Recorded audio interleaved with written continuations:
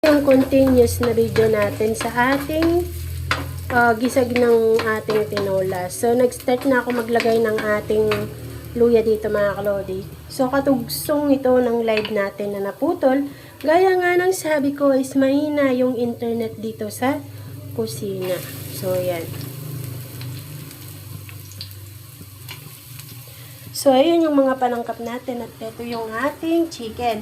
Actually, mga kalodi is bumili kasi tayo ng chicken kahapon na dalawa siyang hiwa ng leg tsaka isang part na yung pakpak ba. So mura yung chicken ngayon. So 180 lang to plus yung niluto nating lugaw last day ba yun? O last day. So yun. So tinabi muna natin yung konti para sabi ko gusto ko magluto ng tinola. So yun nga. Medyo nakatipid tayo ngayon kasi hindi na tayo na malengke. So, ito na lang yung mga binili natin for today. Yung malunggay mga kalodis, kinuha lang yan ni Mr. dun sa bakanting lote. So, mabait naman yung caretaker dun. So, pwede ka naman kumuha ng malunggay sa kanila. So, yun mga kalodis, dun na ating luya sa kadaldalan natin. So, next na natin yung ating sibuyas. So, yun mga kalodi.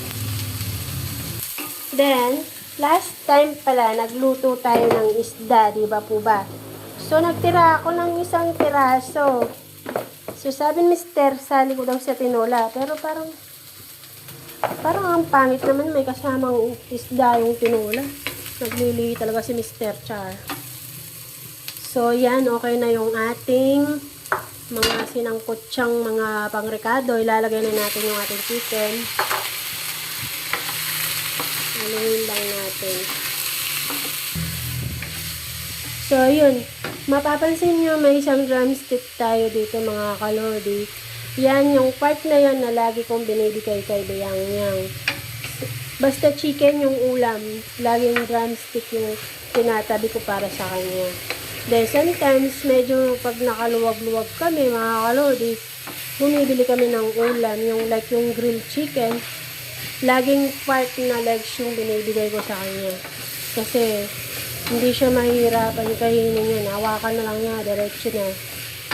Hindi katulad yung may buto-buto na ganyan, nahihirapan kasi siyang kumain. Kaya, yun, basta drumstick lagi yung binibigay ko kay Bilat.